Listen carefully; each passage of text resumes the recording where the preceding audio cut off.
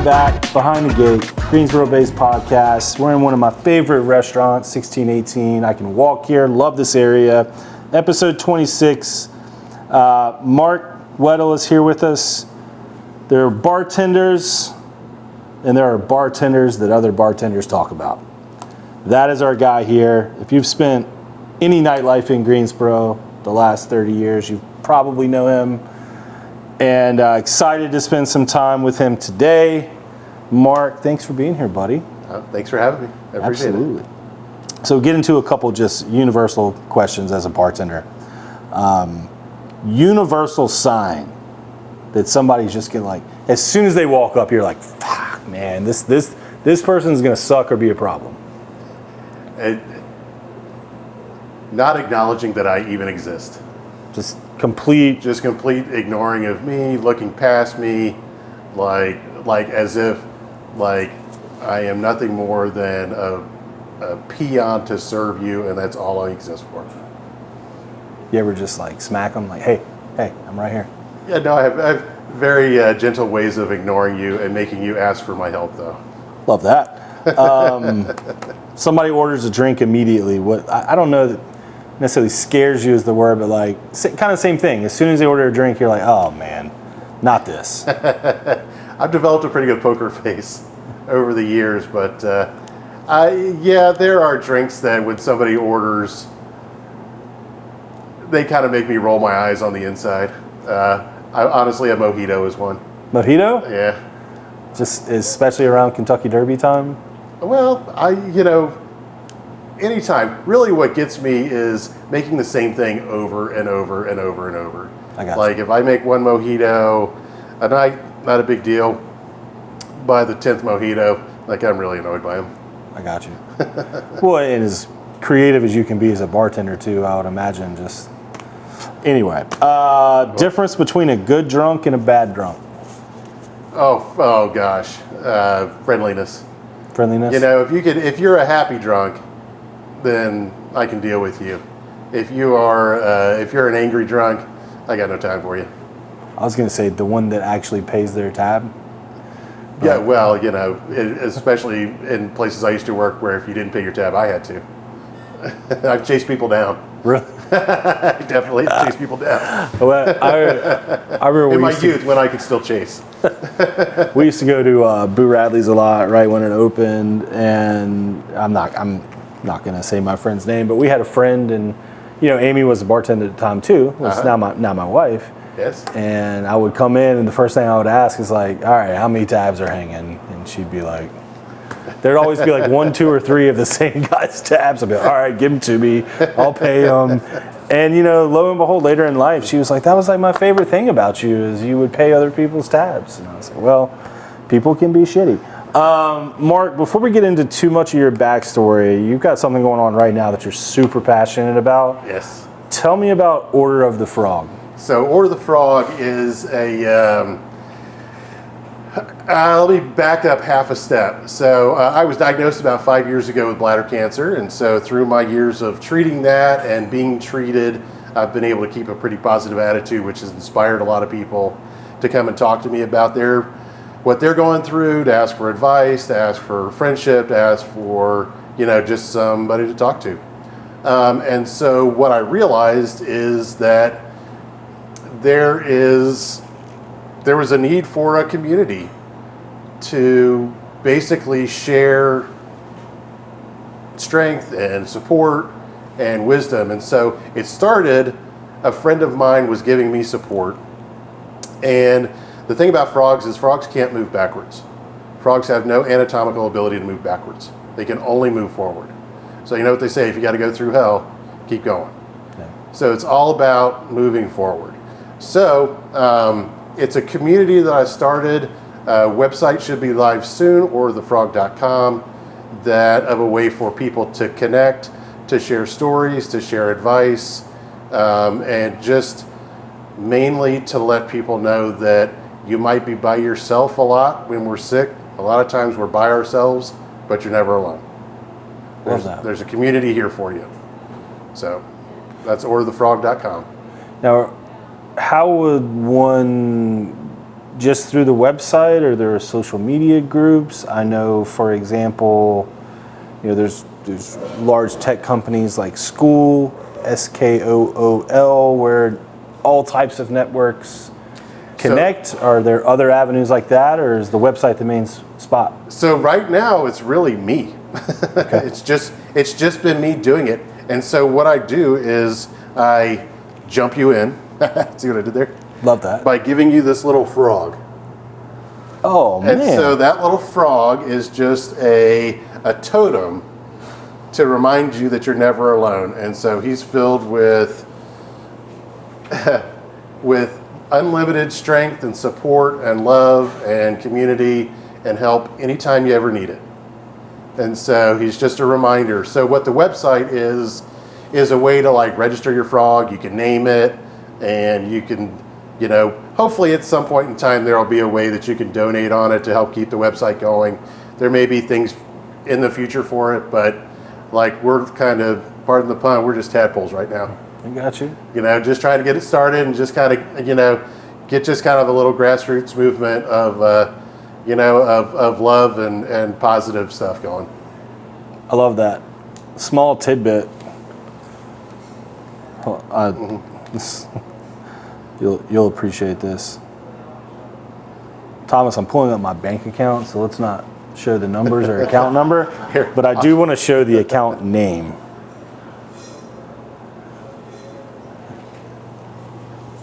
Well, it's currently at negative $55, but that specific account's name is Mr. and Mrs. Bullfrog. Oh, nice. Because I've got a frog patch on my butt. So this particular account, we don't necessarily run a ton of money through it, as you see, but it's kind of one of me and my wife's combined accounts, and one of my nicknames with my buddies is Bullfrog, because I literally am all torso. I have no ass and tiny legs, so it's like you just see this block and then it's nothing, and then you can't move backwards. You can't. Well, I mean, I could try, but I'll fall over. And then, of course, my wife too. Bless her, she has no ass. That's okay. So we're Mr. and Mrs. Bullfrog. So I love the frog reference. That hits close to home. Well, welcome to the order. Well, this is cool, man. It's little things like this, man. Like I'm really happy to be here. This is gonna be so much fun shooting this episode. Show off your talents, but like this is why we do stuff like this. This has really made my week. Sorry, that's really cool. I love that. Thank you for sharing that. Yeah, it was something. It very organic that it happened. I just realized that I had started this with my friend who was giving me a lot of advice. And we would give these little frog totems to each other. There were no words that were ever exchanged. Like it would just show up, and I would send one to her and she'd send one to me. And it was just this reminder of like, you're not alone. Keep going. Yeah. And so just with me talking about, my health issues and what I was going through and what I was dealing with, but staying positive and keeping my head up and being real about it, people wanted advice and people wanted to just talk. And so I realized that there was this need to kind of connect all these, these tendrils and people together. And so I thought, why not do it with the frogs? No, I love that. And I can sit here as somebody who hasn't gone through any of the same things and try to talk to somebody and empathize, support, be there as much as I would want to. Like, I don't know what you're going through. I've never been in that situation before. So there's a level of, no matter how much I would want to be there for you, I don't know what you've been through. So that's the whole thing is, like you can put good vibes and strength into that frog. And it might seem kind of hokey and it might seem kind of, hippie-ish. I am a big Grateful Dead fan, but like I believe in those things. I believe in like anything that gives you the power of positive, of thinking positively. And, I don't think hope is a bad thing. I don't think that optimism is a bad thing. So you may not understand what I'm going through, but I guarantee you've been through something that you could give somebody a little bit of advice and a little bit of clarity on that I don't know anything about. I don't have kids. Welcome to the Thunderdome. That's the first thing that came to my mind. Love my son, beautiful. Wouldn't do it again. But yeah, no, that's true. Just, I think that was the comedian along the way. Is like everybody when you're pregnant, or when your wife's pregnant, whatever, and you're going through all that, they're like, "Oh, kid's great, it's the best thing ever." And then, like, as soon as they come out, they're like, "Ha ha ha! Welcome to hell, bitch!" It's like, why didn't you tell me that beforehand? Thomas, you have what, 2? You know what we're talking about. Oh my God. Yeah, everybody's just, it's so beautiful, it's so beautiful. And then as soon as they come out, they just start laughing at you in your face. Tornado. Yeah. So years ago, in a former life, I used to work, I ran the bar at Green Valley Grill here in Greensboro. And they really were not keen on the idea of us having like a holiday party. So a lot of us used to get together at a place called the Tap Room. Mm-hmm. And we would have the the Quaintance Weaver non-denominational coincidental holiday gathering. And so we would kind of plan it out, we'd have a holiday party, and it was always off campus, everything. And so everybody would always want me to make a toast. And so I kind of got famous for, at some point in the toast, always saying, look, we all go through a lot of shit. We got to look out for each other. Yeah. And so it's still true. It is very true. And thank you for sharing that. Yeah. That's cool. And I love I can keep it. This is for me? That's for you, yeah. Perfect. Love that. I didn't know Thomas, if it I was love you too. Yeah. Awesome. Okay, so let's dive into your glorious, what I'm going to call glorious career as a bartender, mixologist. What do you prefer, by the way? It doesn't matter to me. I probably bartender. Bartender? Yeah. I started at a time before mixology was what it is now. Like when I started bartending, it was a different world. It was on some levels a lot easier because there wasn't all of the wasn't all the ingredients. They didn't have access to all that stuff. The most beers anybody had on tap was usually 4. Your beer list was 6 beers long. Your wine list was short unless you were an Italian restaurant or a French restaurant. And so what I got a very early education in was service, was serving. And so I think it's funny. A lot of people from the outside looking in, when I say what really drives me about my passion and what makes me passionate about what I'm doing, yes, I've won recipe competitions, I've been recognized and published and all kinds of things like that. I used to juggle bottles and compete internationally and do a lot of things. But what I'm really, really passionate about is experience. Is your experience with me and in that, either that moment in time or in a long timeline of visits that you come to me, or every 6 months, whatever. So when I started, that's what made bartenders stand out, was remembering you, remembering your name, what you drank, something about you. Yeah. Where you were from, whether you had a dog. Do you feel like the service part of that, kind of diving into that early 90s culture, obviously looking at the plethora of bottles behind you, the options have changed, and knowing that, I think one time I saw like a teriyaki shrimp ghost, or whatever you call it, I don't know who's drinking that, but if you are, kudos. But honing in on the service, do you feel like the service has changed? If so, how? So I think it's a constant evolution.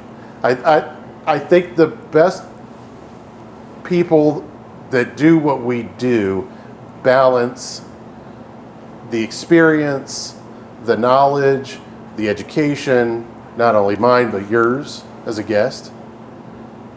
And know how to kind of walk you through a dense forest of options. Like it's the tyranny of choice now.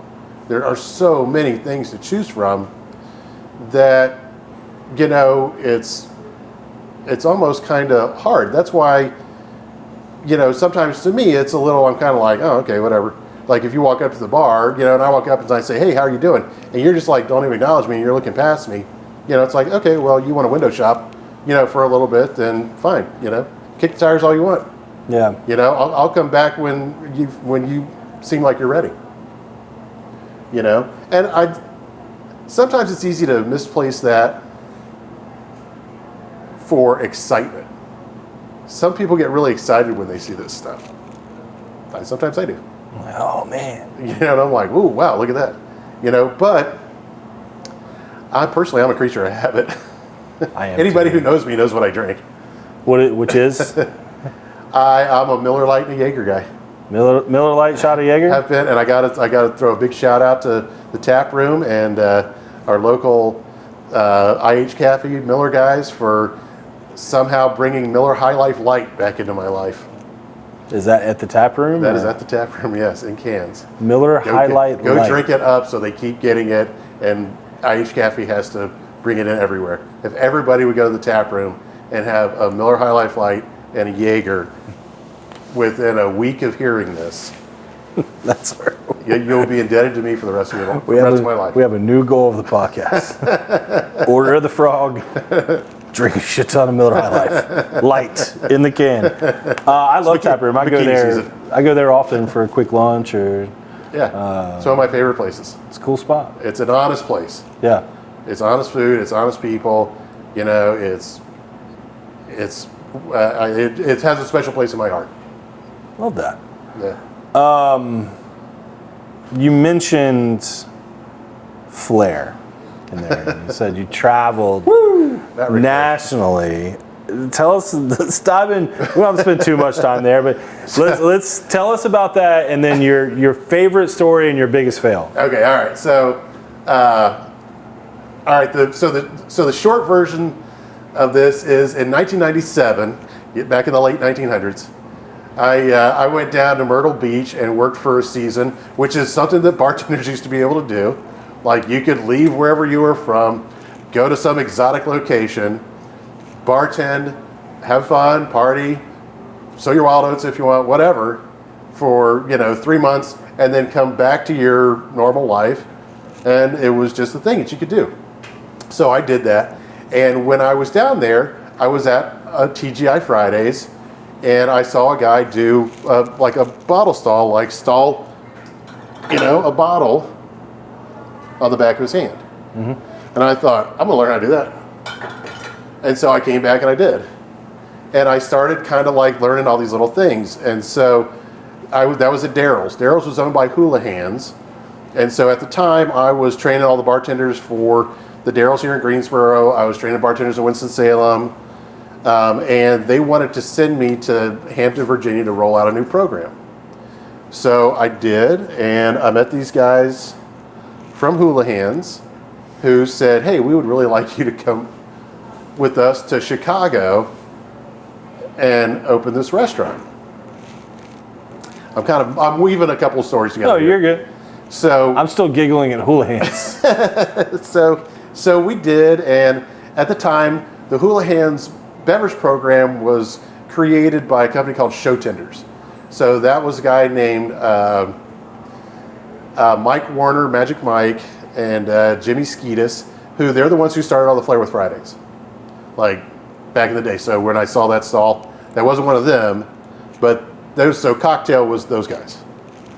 And so we went to their school, and what little bit I knew, they gave me this, opened up this huge super highway, and I got into it big time, right? So I broke my right hand, and I'm right-handed.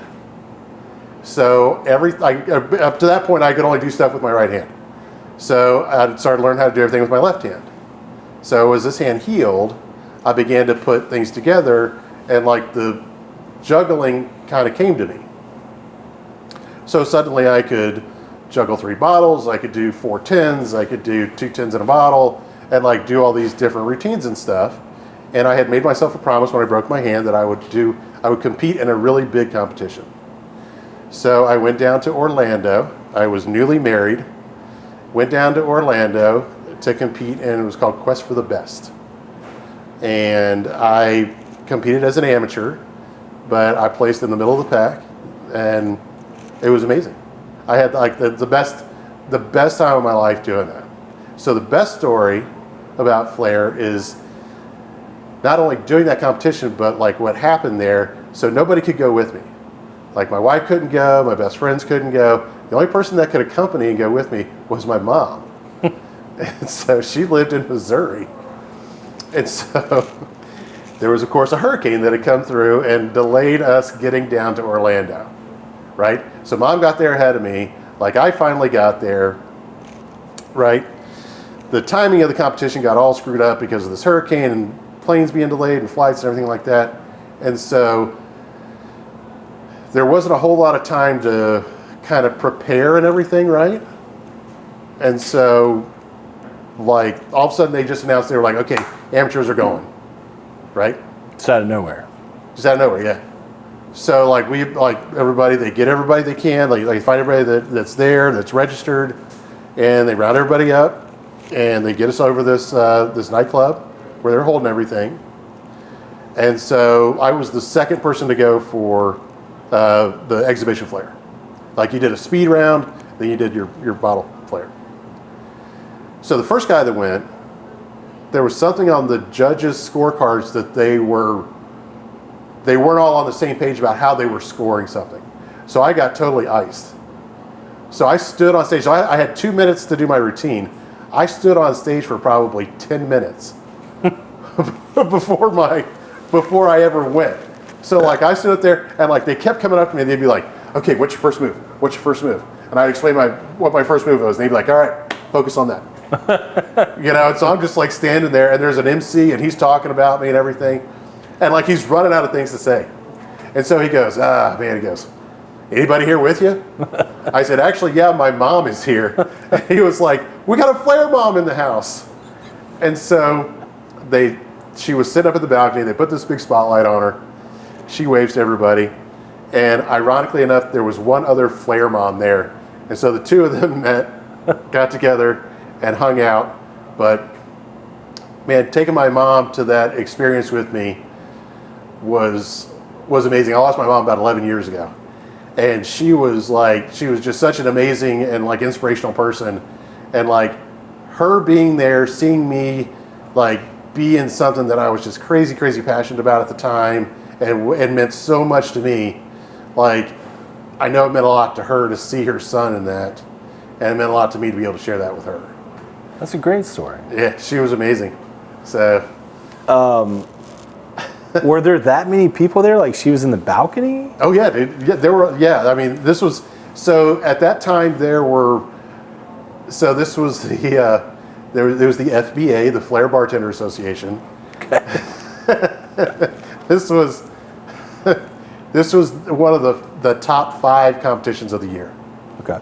So like, I mean, it was international. There were people from Japan, there were people from Europe, people from South America, all over the United States. You know, there was amateur, intermediate, and professional. And so, I mean, like the top professional guys doing this in the world were there. And they were very open.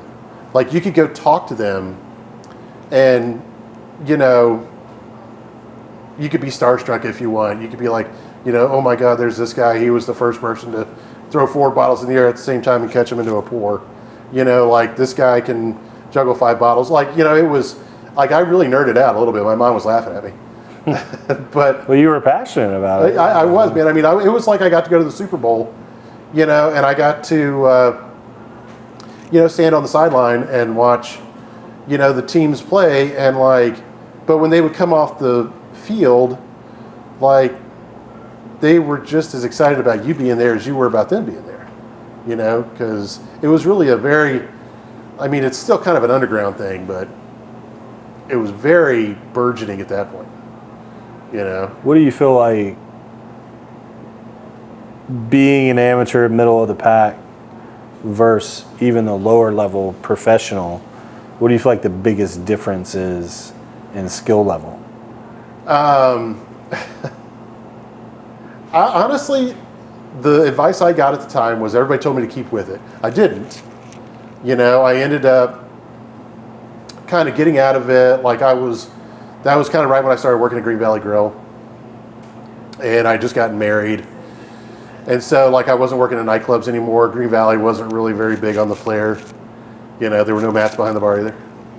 And so, like, it was kind of like I met the goal that I wanted to meet. Like, I reached it, and I was okay with that.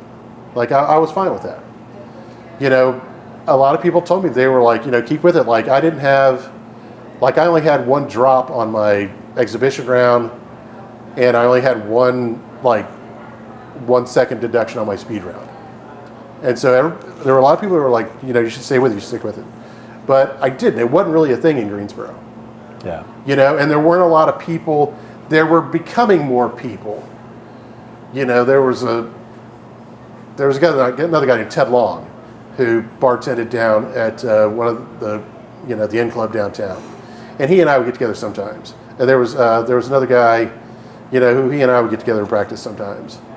You know, but otherwise there weren't a lot of me in Greensboro. So I understand. it was hard to find, you know, people to do it with, and so like I just sort of, you know, moved to something else. So. Fair enough.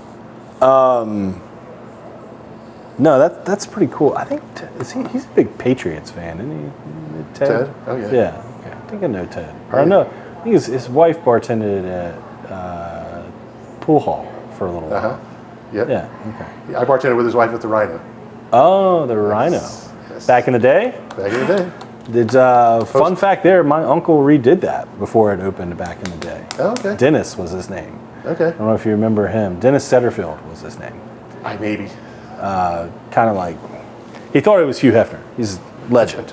But he redid bars and restaurants, and I'm pretty sure he did the whole renovation before they opened up again in the 90s. You should have a whole podcast on Rhino bartenders. Like people that bartend at the Rhino. There's a lot of stories. I would love that. I mean, you could even like keep it PG-13. Still? There's still a lot of the stories. I want the R though. Not the X, the R. The X. The After 10 podcast. The After 10 podcast. The After Dark. What's so funny, now, I'd only gone to the Rhino once, and I don't even think I was of age, but went and saw a band play. Yeah. I think it was Koozie, maybe? Was it Koozie? I don't know. Anyway. Could have been. Love the Rhino. I might have served you. No, I don't think. Yeah, it's allegedly. Allegedly. So all that, here we sit, 16, 18. You've been here for 8 years. 8 years? Yeah. Known for one of the best restaurants in Greensboro. Everybody raves about not just the tuna, but everything on the menu. Tell us about where you work, some of your favorite dishes, and really anything, just anything you want to share about. I remember when 1618 opened. It was, again, those kind of GVG years. GVG, I hadn't heard that in a long time. And so we had a late night menu there, and I can remember Nick and Evans and Mel and Matt Hasse and a couple other people. They would get off and they would come up to Green Valley to have a drink and to see us coming and everything. And so, again, along the lines with all that, being focused on service, we would see them coming. Like, we would see Nick, and Evans, like, walking in. And so Nick does not like the pimentos in his olives. So as we would see him come in, we'd pull the pimentos out of his olives. Because he always had a martini.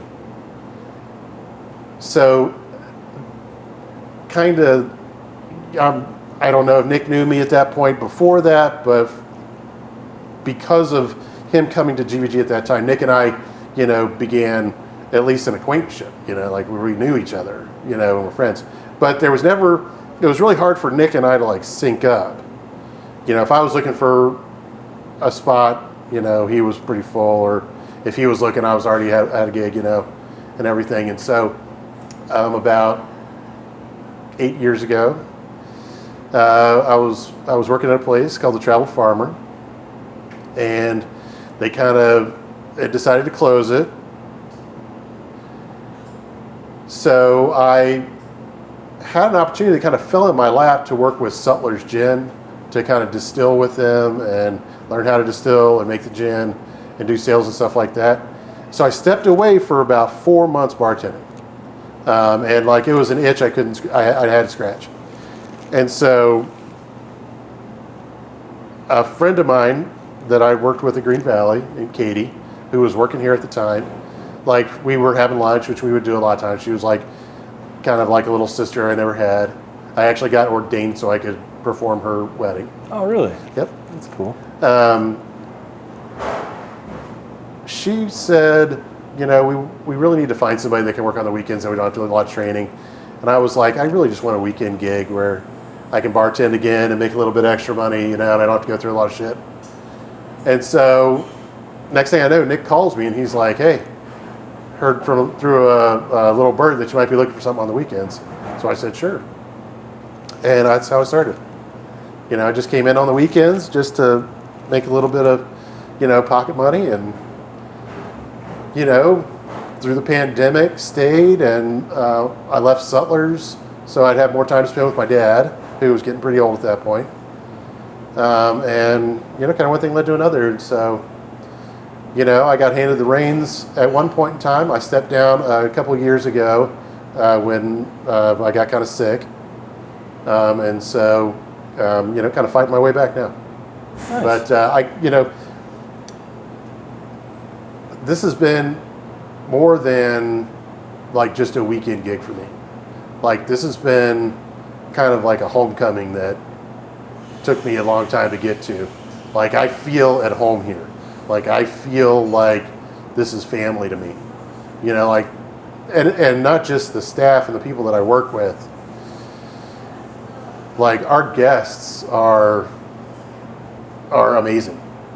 I mean, these are people that not only like make me feel like it was worth it for 30 plus years to like focus on being service oriented and building relationships and friendships and getting to know people.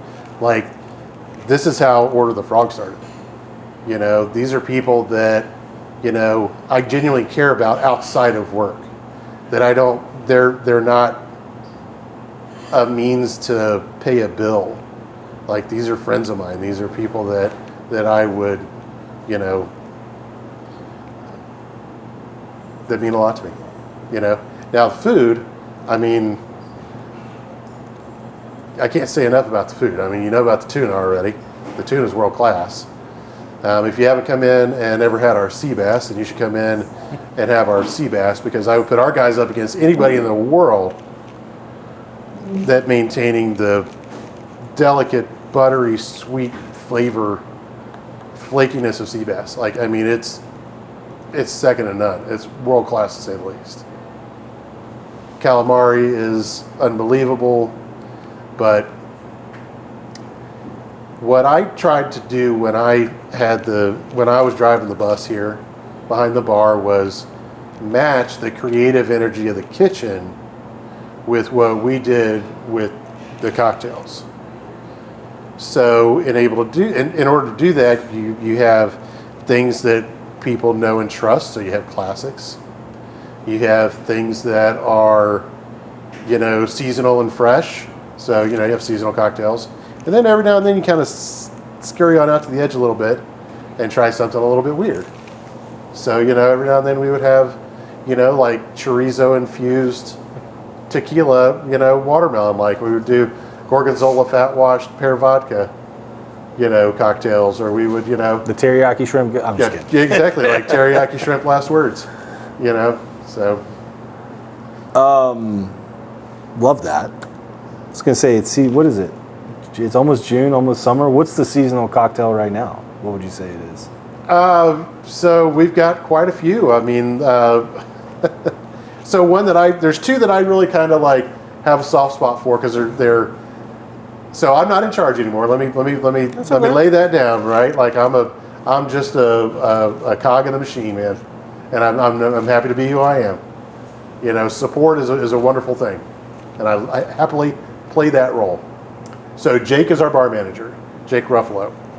So Jake has a fearless attitude when it comes to cocktail prep, to ideas. You can't put an obstacle in his way that he won't figure out a way to work around, right? So we have a cocktail called the Griller, which has a really fun, charred pineapple, red bell pepper syrup in it.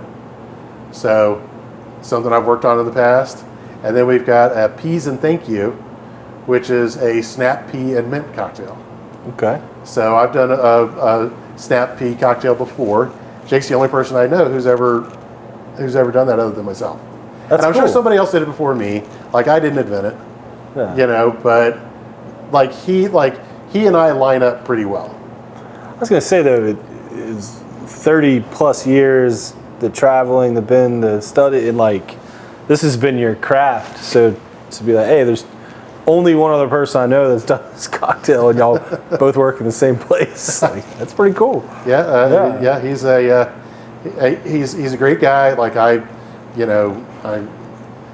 asked him to take over for me when I had to step down, and I kind of became his spiritual advisor. And still try to play that role, but I also try to keep him a little bit grounded sometimes. Yeah. Because he will get his head way up in the clouds. That's okay. You just got to bring him back down a little bit. Yeah, I'm not an anchor. I'm just reality. Yeah, reality's good. Kind of on that note, perspective. With some of the things, share as little or as much as you want. With again some of the health challenges you've had, has that changed your perspective on life? Oh, yeah. And how you carry yourself? Yeah, so 5 years ago I got diagnosed with bladder cancer. They found a tumor in my ureter, and so they removed it along with part of my ureter, and so they reshaped my bladder. It was a kind of a funny story. We were in the urologist's office, and he had one of those white pins that had green, red, blue, and black. And so hopefully none of you really ever have to experience this, but a lot of doctors like to draw, and so especially if they're doing a surgery on you. So he's drawing my renal system and what he's going to do, what he's taking out, where things are. He's using different colors, and I was like the Jon Stewart meme eating popcorn, excited and very enthusiastic about it, right? And so I turned and looked. My wife was with me, and I turned and looked, and she was, I'm exaggerating a little bit, but she was kind of clutching her pearls, kind of freaked out. And so I realized, first of all, that I was not in this. This was no longer about just me. This is a team. So, it might be beneficial to tamper my enthusiasm a little bit about being diagnosed with cancer. But the first 3 years of it were kind of uneventful. I would go and get checkups and scopes, and every now and then they'd find something, so they would just go in and take a tumor out or whatever. And then in late September 24, same day Helene hit actually, I was in for a scope, and I had gone from in March having a pristine crystal clear checkup to suddenly there were 2 tumors now in my kidney, 1 in my ureter, and 4 in my bladder. Wow. And so that's when things kind of took a turn. I've been very lucky that everything stayed low grade and non-muscle invasive, so I'm very, very, very treatable. That's the thing about bladder cancer. Bladder cancer is not lethal. Like if it gets to higher stages, it can move though into other organs, your pancreas, your lungs, other things that can be, very, very detrimental. Pancreas, no joke. Pancreas is no joke. And so I've been very, very diligent about treating and not been shy about it. So two things happened. Number one, they put a stent in my ureter, which caused me a really bad chronic pain that it took about 5 months to get figured out, which is why I stepped down. I couldn't work. But also, I came to like the end of what they could do for me here in Greensboro. So they wanted to take out my kidney, my ureter, my entire bladder, my prostate, and my urethra. So yeah. So I was like, hold up. I was like, pump the brakes. I said, I need to have a second opinion. This was the advice I was talking about, which started the whole Order of the Frog thing as well. Like my friend insisting that I get a second opinion. So I asked for a second opinion. My urologist here said, okay, I'm going to send you to Chapel Hill. You're a unique case. That's where you need to go. And they had way more options at their disposal. And so that's where I currently go. And I've been going for a year and some change now. So next steps are, we're going to try a process to try to knock this thing out, at least for a little while. And if not, we'll talk about what the other options are. Gotcha. But I feel great. Yeah. Like you look great. It's kind of weird talking about it because I think when you talk about cancer, people get really scared and they get really worried that this is like, a finality. But, that's not, at least not what I'm planning on. Yeah. So there's been a series of drinks here at the restaurant. I've had all kinds of things happen to me. So like the cancer's not just it. That's the most recent.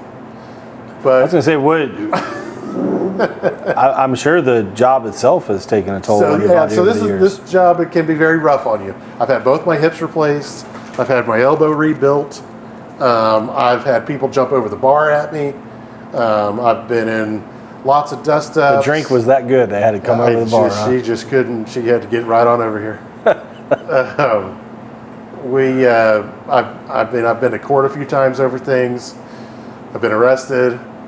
Myrtle Beach story. To save that one for the After Dark episode. Yeah, appreciate that. I'm gonna see if this is how small of a world. Well, a good buddy of mine, I want to say, he and his wife worked at a TGI Fridays in about the same time period, and that's where they met and got married. Do you know Matt Tanner by chance? I don't know if I do. Not that small. His wife's name was Alicia. Now, of course, Alicia Tanner. But yeah. I've seen him in the Flair outfit. And maybe it was around here, but I swear it was in Myrtle Beach where he was working. It would have been in the 90s at some point, I would imagine. But who knows? Maybe so. I mean, I could have. That was a very long time ago. That's all I'll say about that. That's all I'm going to say about that. Well, do you want to make some drinks? Yeah, Are you prepared to make some drinks? Yeah, I was just going to say there's a series of drinks that started kind of like in sort of a funny way. So when I had the second hip replaced, when I came back, there was a drink on the menu called Hitting the Mark. And I was looking at it and I was like, what is this Hitting the Mark drink? And the bartenders that were here, they were like, you know what that is? And I was like, I have no idea what this is. What are you talking about? And they were like, well, you made it. And I was like, I didn't make it. I was like, I've been under anesthesia and heavy pain meds. I've been out for 2 months. And they were like, no, they were like, that was the last drink you made, before you had your hip replaced. And I was like, okay, and started reading the ingredients, and I was like, yeah, okay, that sounds like something I would make. So when I had to step down with cancer, Jake took the Hitting the Mark and tweaked it a little bit, and we named it Missing the Mark. And so we used it as an awareness builder, and we raised some money for what's called the Bladder Cancer Awareness Network, BCAN. And so now that I'm trying to come back, we're working on Return of the Mark. It's a trilogy. That's right, exactly. So Return of the Mark, TBD, but it's in production. So I was thinking of all these other Mark drinks we could do, like Raiders of the Lost Mark, Noah's Mark. Noah's Mark would be fun. The recipe would be 222, and like 2 olives, 2 cherries, 2 limes. Fair enough. But I was thinking, take it all the way back and do the Hitting the Mark. Let's do it. Want to make a cocktail? I don't drink anymore. Oh, well. So. Thomas? I'll have a sip. Yeah. I don't know if you make a good mocktail or if you can make it as a mocktail. This one would be a little challenging as a mocktail. Yeah. But it's fun. Yeah. All right. Cool. Let me get a few things. So, ice is another thing I can talk to you about for hours. Ice. Yes. Ice in 30 seconds, go. Ice in 30 seconds. Yeah. So, the importance of it. the importance of good ice. Yeah, ice is the forgotten ingredient in every cocktail. Every cocktail has ice on some level or not. Whether you shake it, strain it off of it, whether you stir it, dump it in, pour it over it, build it on top of it. Ice has, with the only exception being a neat shot from the bottle to the glass, right? So, often overlooked, rarely respected for what it really should be. This is a massive thing that's changed over the years. Nobody ever thought about ice for the longest time. So, clarified ice, shapes of ice, size of ice, and even flavors of ice. So we do, created a thing called spicy ice. So it's habanero infused ice cubes. Okay. So that they add spice to the drink. Worst thing about a spicy drink is when the ice melts, gets watered down, tastes terrible at the end. This way, still has flavor all the way through. So, yeah. Fair enough. Crazy about ice. Have you ever put ice in a bag and banged a hammer on it? I do. Okay. Called a Lewis bag. Love that. Yep, smashed ice. First time I saw that was actually in Greensboro, bar close to downtown. And it was I think I ordered just like an old fashioned, and all of a sudden I just turned around, wham, wham. I was like, what is that? And it's like, is that why this costs $25? Because you're hitting it with a hammer, I don't know. Anyway, labor. Okay, so we are going to do Hitting the Mark. So we got Maker's Mark, ginger liqueur, lemon juice, a little bit of black walnut bitters, and a little bit of honey. So, there we go.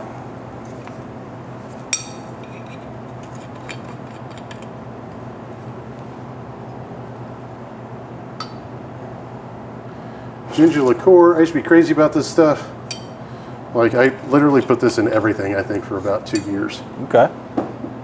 Does it have to be that brand, or is that the only brand? That's not the only brand. That's the only brand that's been around for a long time here in North Carolina. Okay. So there may be other brands now.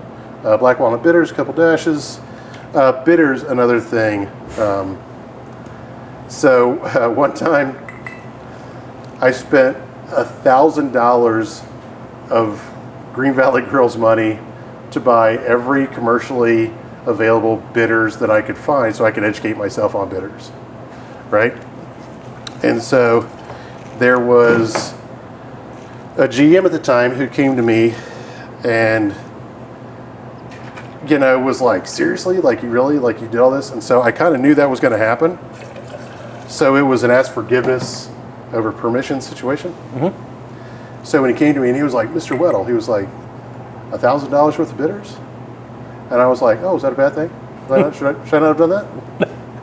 If I would have known, I would have done that. I'm sorry, officer. I didn't know I couldn't do that. So my best George Costanza. And so, anyway, I had a bitters menu.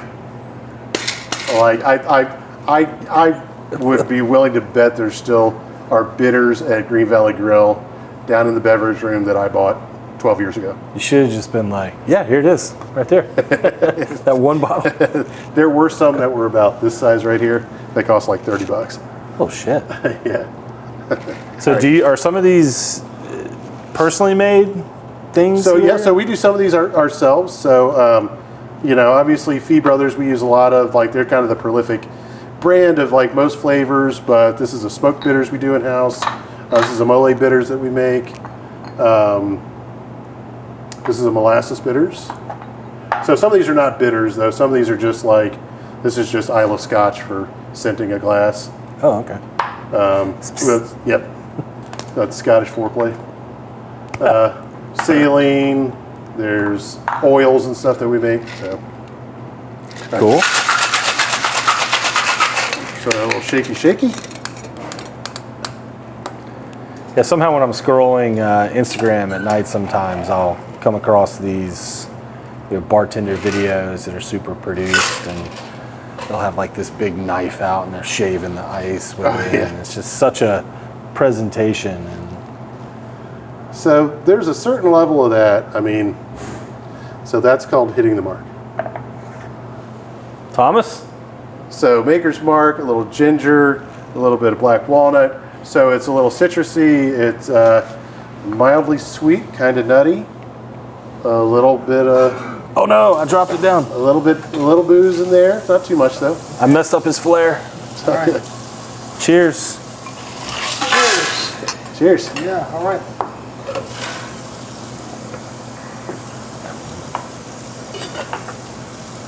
Wow. Chug it. Whoa. I'm kidding, don't chug it. Or chug it, whatever you want to Man. do. Is that good? You know, I don't drink very often either, but this is a damn good drink. So I was like, somebody else want to take over real quick?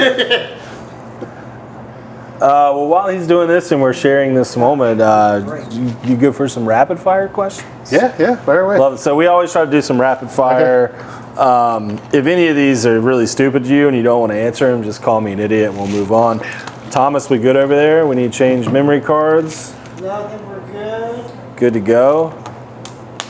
Yep. Best bartender movie. Best bartender movie. I mean, I gotta go with Cocktail. Cocktail? Yeah. I feel like that's the original though, right? Yeah. Is it? It is. Where would you I mean, rank Coyote Ugly in there? Coyote Ugly would be, maybe second or third. Second or third? Yeah.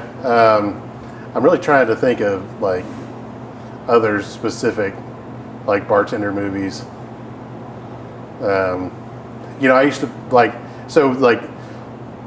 the match trick from Cocktail, where he lights the match and slides it down the bar. Back in the olden days when you could smoke, which I don't endorse smoking, that's why I got cancer. So, but we would do that. We learned how to do that trick, and we would slide the match down the bar people. Can we do that here? I'm just kidding. Does anybody even have matches anymore? I want to. I feel like I've gotten them. No, they didn't even have. I was down at Pinehurst recently and bought a cigar to relax on the porch there. And I thought they'd have matches. And no, we don't have matches, so I had to buy a lighter, which was lame. But yeah. So Cocktail. I feel like Coyote Ugly was a decent movie, but also like there aren't that many just straight up bartending movies. My favorite scene in Coyote Ugly actually is when she's like looking out her window at like all the other things that she could see in the windows, and she looks in the one window, and it's the dude that's like in his tidy whities like breakdancing at like 3 o'clock in the morning. I don't remember that scene. Like it's just a throwaway moment. But they kept it in the movie. Yeah. It's almost like it wasn't ever in the script. They were just panning, and it was like, we got to keep the dude dancing in his underwear. Right, yeah. Overrated drink. What's the most overrated drink? This is your opinion. There's no wrong or right answer. I won't offend anybody. Oh, man. It could be a brand. I'd have to say probably, in my opinion, most overrated drink is a whiskey sour. Whiskey sour. Yeah. You get a lot of those ordered? We do from time to time. I mean, that's just pretentious to me with the egg white. And, I mean, I do it up. I mean, don't get me wrong. Like, I make the hell out of it. But it's just one of those things where I'm just like, really? Yeah. Yeah. Has egg white in it? Traditionally. Okay. Underrated. It's the most underrated drink. Most underrated drink? I mean, in my heart, I'm going to say a shot of Jägermeister. I love a shot of Jaeger. I can't drink it anymore. Shot of Jaeger bomb. Just a shot. Just a shot of Jaeger. I was one of those idiots in college who decided he was going to play golf in college. And we were in like a study hall. I was a freshman. And I had I had my bottle of Jaeger. I felt all cool. I got my bottle of Jaeger. Let's go to the apartments and party. And I don't know, I got to talking shit with somebody there who was from Rochester and maybe a buddy of mine. And it was like, oh, you can't drink Westmoreland, blah, blah, blah. And I was like, I will bong this entire bottle. Ugh. And then I immediately was like, terrible idea. I got to backpedal. So I said, every time somebody bongs a beer, I'll bong 3 shots. So it was like, that was my way of getting out of this a little bit. But what did the assholes do? They all just lined up. Yeah. So before I knew it, I was like bonging 3 shots at a time, and the bottle did not last that long. I did not last much longer. I remember just being on the porch. Of course, the guy that was talking shit's now talking shit more. And I made it out alive, but that was, even to this, I was 19, 20, and to this day, I smell it, and I'm like, oh gosh. It was, but that night, man, it was tasty. Yeah. It was tasty that night. That one love affair? Personally, you're visiting a bar, not working. Would you rather go to a dive bar or a more upscale scene? I mean, that's a push. Push. Yeah, depends what I'm Would doing. it depend on the city you're in or just in the mood? Depends who I'm with. Who you with? Yeah. Got you. And the mood. I mean, my wife and I both, we love a good dive bar, but I mean, I also like to be fancy sometimes. Yeah. Put egg whites in your drinks. That's right. Make somebody shake an egg white. Worst customer. I feel bad because I'm asking you these things because some of your customers may see this and it may be one of the things they ask. So if you need to plead the fifth, please plead the fifth. Right. Worst customer phrase to hear throughout the years. Doesn't have to be recent. Oh man, worst customer. Hey, barkeep! I'd rather hear that than y'all have Red Bull. I think last time me and Amy were in here, it was Fireball. It was like, y'all have Fireball, and you didn't have it. Yeah. And I think it was like, oh, you don't have Fireball. I know you thought we would have like kicked their dog. Yeah. They're like, you don't have Fireball? Or you don't have Fireball? Why do you not have Fireball? It's like, because we don't have Fireball. I don't think you were here that night, but yeah, that was like, is there a reason you don't have Fireball? Other than I think it's poison? The reason is we don't get asked for it very often. Yeah. It's just not like our typical guests aren't in that lane. Like I don't have anything against Fireball. Get that sea bass with a side of Fireball. Yeah, exactly. Side note, I was showing some clients yesterday who were in town. Their daughter and son-in-law live here. And clients of mine, friends from Starmount, and they're in town potentially purchasing. And they had come here to eat. Uh-huh. And I had said, oh, of course, you always ask, would you get the tuna? And then they were like, well, yeah, so-and-so got the tuna. But we got the sea bass. And they were very high on their own sea bass. And she was like, it's the only thing that's compared to my personal sea bass. So that means it's like, I feel like it's got to be that's really high praise, good. yeah. Like, yeah. It's like, I mean, it's like a Bloody Mary. Yeah. Everybody's got their own way to make a Bloody Mary.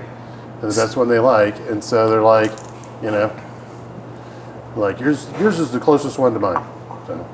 Speaking of Bloody Marys, the first time, this is my first introduction to Mark Weddle, by the way. I have this friend named Tim Gagne. I'm pretty sure you guys are family. And yes, that's I'll claim him. Yeah, love Tim. It's a good buddy of mine.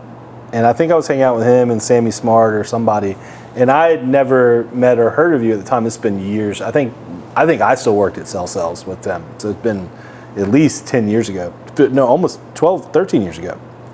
And they were like, oh man, we got he's won something about like second in the nation in a Bloody Mary competition. That's how you were introduced to me. Okay. And so I was always like, well, I got to go find this guy because he's like second in the nation at making Bloody Marys. And so anyway, that was my first Mark Weddle story. You want to tell us about that competition? Yeah. It was Thrill List. Had a, it was like, kind of like basically started as like votes. So, you know, it was nationwide. Top 5 or 6 people, I think, most votes made it to this finals, which was an in-person Bloody Mary competition at the New York City Wine and Food Festival. It was sponsored by the Food Network and Chopped and Absolute, right? So I made it into the finals, and I got beat by a young lady from Baton Rouge, Louisiana, and so we met all the judges from Chopped, and everybody was paired with somebody who had won Chopped. So it was really an awesome thing.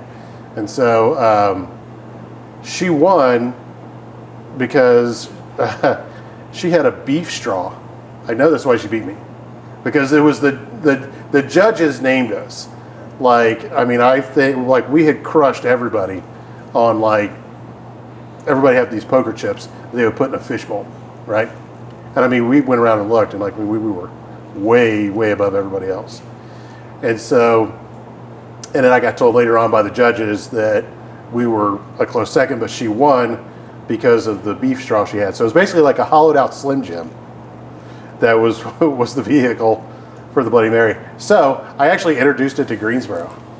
There was a place, beef straw? Yep. There were a couple years later. So that was when I was still at Green Valley Grill. I left shortly thereafter. In fact, the next year, I did the competition again. I got named Best in North Carolina 2 years in a row. Did not make it to the finals, unfortunately, but kept going. And then I started working, so like kind of in between there, a short period of time, I worked for a place called Steak Street and a place called the Mad Hatter, which is across the street from 1618. It's now Texas Shirley's. Yeah.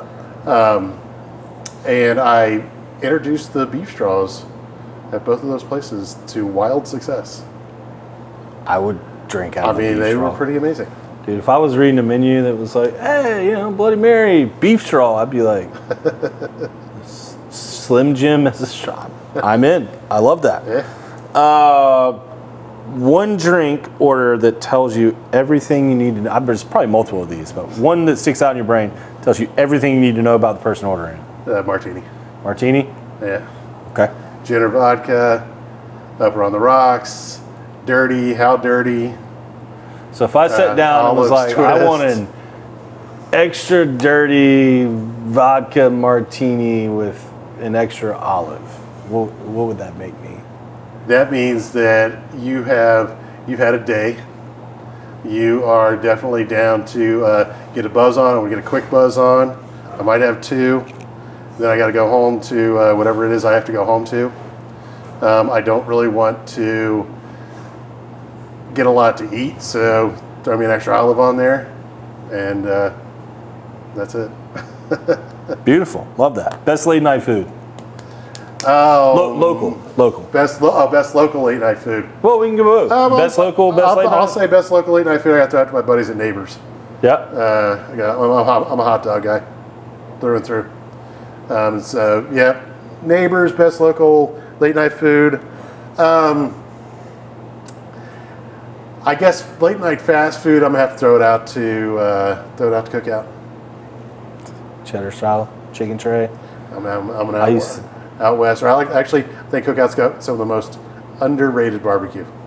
Really? Yes. Okay. I haven't had Cookout's barbecue in years. First house I ever rented when I moved out of my parents' house. I grew up right here in Green Valley on Cornwallis, and me and a buddy of mine, who actually had breakfast at Texas Shirley's yesterday, So a good friend of mine, we rented a house on Elam over in Guilford Hills. It was the first time either one of us had moved out of our house. And it was a 45-second drive to the cookout on Battleground. And we had just turned 21. You know Seth Curlott. We had just turned 21. We're two of the most ridiculously ADHD, just stupid human beings that shouldn't live together. And I can't tell you how many times in that short 4-month stint, because we did get evicted, rightfully so. Like, should have never, bless that guy's heart. I bet in those 4 months we probably spent the rest of the lease's rent at Cookout. And that was when you could still get a BLT for 99 cents. Oh man, yeah, best BLT for the longest time. I would go and get like 10 BLTs at a time. What's your favorite milkshake? Oh, let's see here. Man, I was like if I eat ice cream, I'm like a sherbet guy. So I'm not going to be like, oh, I want a chocolate milkshake. So I say that to say, I think the Butterfinger milkshake was kind of a go-to for me. They had tastes like the orange push-up pop. Oh yeah. They had that one, so like that was my thing. The creamsicle, there it is, yeah. What about you? Peach cobbler with caramel in it. They have that all the time? What was the seasonal one? Blueberry for some reason. Oh yeah, watermelon's always the summer seasonal one. Yeah. But it's really, there's not much flavor in that. And then eggnog and peppermint in the winter. So when I played golf in college, there was a Swedish guy, older guy that played on our team. Because they have to go to the military first. So he was a freshman, but he was probably 22, 23. And health nut, dude. Dude was jacked. I mean, ripped. And he just, man, this Cookout. I'm not even going to try to do his accent. I was like, oh yeah, Cookout. And going there for years. He's like, have you had the blueberry milkshake? I was like, I've never had a blueberry milkshake. He's like, you got to try it. So Daniel was his name, Danny boy. So I got a blueberry milkshake at the High Point Cookout, and it was delicious. So that was my thing for a little bit, was the blueberry milkshake. Most annoying bar trend. Let's go current. Most annoying current bar trend.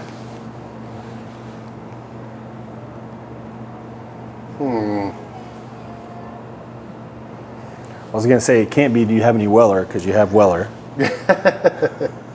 I would say smoked stuff. Smoked drinks. What's your thought on it's that? not that new to me. I just think that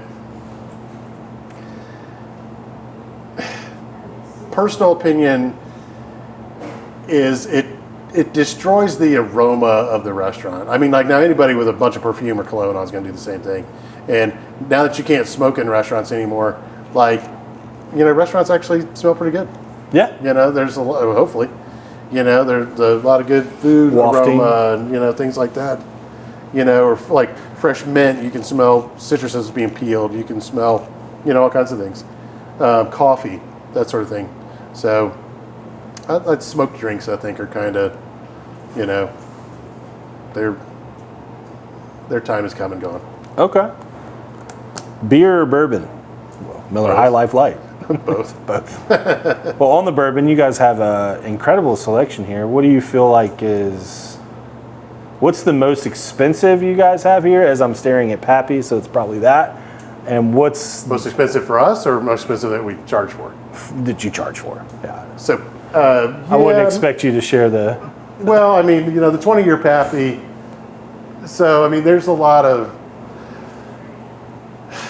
So y'all do have a 20-year up there. We do. Like we don't like typically in this never say never, never say always.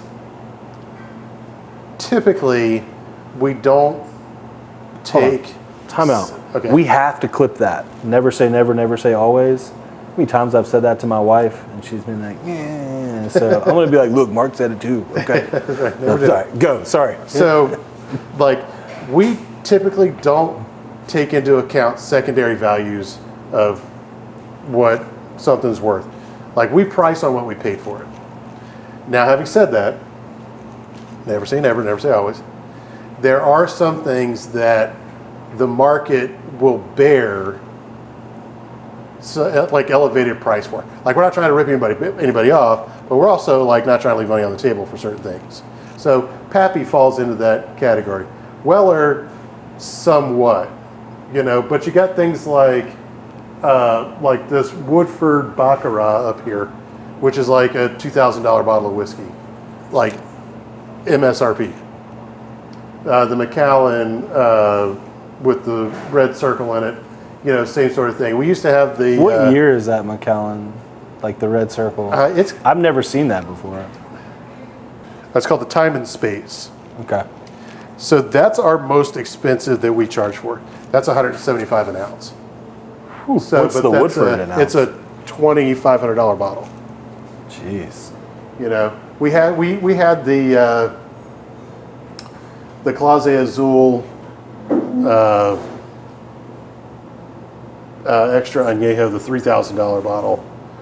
At one point in time, believe it or not, we sold all of it. Like we get parties, you know, around the holidays, and every now and then, you know, we get people that can afford it and they want to buy it and want to have it, and so, you know, I think good for them. You know, like we don't have the Weller, you know, the super expensive like $7,000 Weller, because I mean that's just a little. Yeah, like you don't buy that bottle to make money on it. Like that's a you know, that's a prestige bottle. I mean that Woodford Baccarat, like that's a prestige bottle. Like we'll never make the money on that, but also because we won't charge what we should. You know, even if you wanted to run a 30% cost on that, you're charging out the wazoo for it. Yeah, I remember, I won't say the establishment, but this was locally here when the bourbon trail was just crazy. Yeah. And they had the CYPB, the Weller there, the white label. Uh-huh. And understanding what it costs if you just saw it in the wild or on a shelf or won it in an auction that they used to do or probably still do. Mm-hmm. And I think they were charging like $55 for the pour. That's what the bottle costs. And it's like, yeah, we charged, I think, $14. I couldn't do it. Yeah. And it's like, you know, I was in the height of that bourbon craze myself, and I had not had that before. I was like, I can't pay $55. No, and I'll do, you know, most of the prices that, like, unless it's something really rare like that Macallan or the, you know, the Pappies or something, like, those are, you know, 1 ounce prices. Most everything, the prices that we do are 2 ounces. And we'll happily do an ounce. Like if you want to taste something, I'll say a half ounce. Yeah. You know, like it's not about, you know, showing off. Is that a Michner's 10-year up top there? That's a Michner's 20 right there. 20? Yes. Yeah. So, we had a 10-year, the 10-year at Sam's wedding. Uh-huh. And somebody had a 20 of Pappy that they brought as well, and those were like our two. Mm-hmm. Well, Timmy was there, you know. Tell some stories about that night. Me and him made a bet on a Notre Dame UNC game while I was giving a best man speech. It was hilarious. And Notre Dame beat the shit out of them, so I lost that bet. But we had some 10-year and we had some Pappy, and I don't know if it was just that bottle or every 10-year Michner's tastes that, but that was a good pour. I mean, don't get me wrong, the Pappy was beautiful. So you want a sleeper? I love a sleeper. Old Granddad. Old Granddad bonded. I love the 112. It's one of my faves. Yep. So Old Granddad bottled and bond, 100 proof. So you still got a lot of flavor. You still got, you know, a little bang for your buck. So I'll give you a little bit of trivia about this too, which is really fun. So this line was started by Meredith Hayden in honor of his old granddad, who was Basil Hayden. This is Basil Hayden. Like, this is a picture of Basil Hayden. So in the world of bourbon, there's two family trees. There's Elijah Craig and there's Basil Hayden. So Elijah Craig was the first person to put whiskey in a charred barrel. Basil Hayden was the first person to put rye in his mash bill. So Old Granddad is still more traditional to the original kind of Basil Hayden style, high rye. I will put this up against a lot of things. Lots of things. So is that a rye? No, it's a bourbon. It's just a high rye bourbon. Okay. But I will put this up against a lot of things that people don't expect, and you'd be amazed how many people are not like number one. You don't have to spend a ton of money to have good whiskey. Yeah. You know, a lot of what is considered good whiskey is based on great marketing, clever advertising, forced rarity, scarcity, clever bottling, On that note, rapid fire. Most annoying bourbon that everybody wants that's just not that good. plans. That's what I was hoping for. I too think blends is totally overrated. Now I will say I enjoy an Eagle Rare. I enjoy a Buffalo Trace. I know those are two similar, same distillery, I think. But blends is just like nah. I agree. I like Eagle Rare and I like Buffalo Trace too. Both under 50. All right. Since you got a little bit of a club feel, what was like a song that was just guaranteed to bring energy back in the day? Like it came on, everybody's dancing, they're ordering drinks, and I'm gonna give you a great story to go with that. okay. So a long time ago, at Daryl's, we had a GM who really wanted our late night crowd to be restaurants, like all the restaurant people. So we had a ton of restaurants around us, Jack Astor's, Outback. We had the restaurants at the mall, like Spinnaker's and like those little bars. They were at the Sheridan, and we were open until 2 o'clock in the morning every Friday and Saturday. So this GM set a special, like with food, that if you were in a restaurant, if you came in your restaurant uniform, you get half off appetizers. So we used to pack it out with restaurant folks. So I know you know who this is. There was a young lady named Catherine. Her maiden name is Yarborough. Okay. And so Catherine was a very outspoken, and she could be kind of loud, but she also was very magnanimous and had this amazing energy and could get a group of people synced up better than almost anybody I've ever known in my entire life. So one night we are bartending Daryl's. It's me and my best friend Paul Strickland, who is the guy that taught me how to bartend. He was my best man. I was his best man. He and I are still best friends. He lives 5 houses down from me. Let's say Paul. That's Paulie, right? Mm-hmm, Paulie. Yeah, I used to shoot pool with Paulie. Okay. Yeah. Okay. Yep. So Paulie and I are bartending, and I mean we are packed and it's full. And Catherine is sitting at the bar with a bunch of people from Jack Astor's, and everybody's having fun and it's loud. And so Billy Joel Piano Man comes on, which is a sing-along. So Catherine managed to get, in very, very short order, the entire bar, the entire lounge, everybody in Daryl's singing the Piano Man in unison as a sing-along. And so I told Paulie, I said, dude, stop for a second. Just stop. I said, stop. I said, look at what's happening right now. And I mean, everybody is arm in arm and swaying back and forth at the bar and singing along. And it was beautiful. Yeah. It was just this like amazing like moment. And I was like, we got to stop and appreciate this. That's cool. So anytime I ever hear Piano Man, like it transports me back to like that moment in time. So for me, it's Piano Man. I love that. Yeah. That's a cool story. Well, Mark, before we wrap here and ask the last question, thank you so much. Oh, thank you, for man. giving us some time, man. This is cool. Hearing been some fun. stories hadn't heard. And I know we've been stretching this out a little longer than it was probably intended to. Yeah, but, that's okay. I'm good at talking. We've had 20-minute episodes. We've had 2.5-hour episodes, man. So it just kind of takes us where it takes us. This is just part one. Come back for part two. Part one. Part two, we're gonna be wasted. I'm just kidding. Kind of a cliche question. We'll wrap here. What would 23-year-old Mark think of the Mark of today?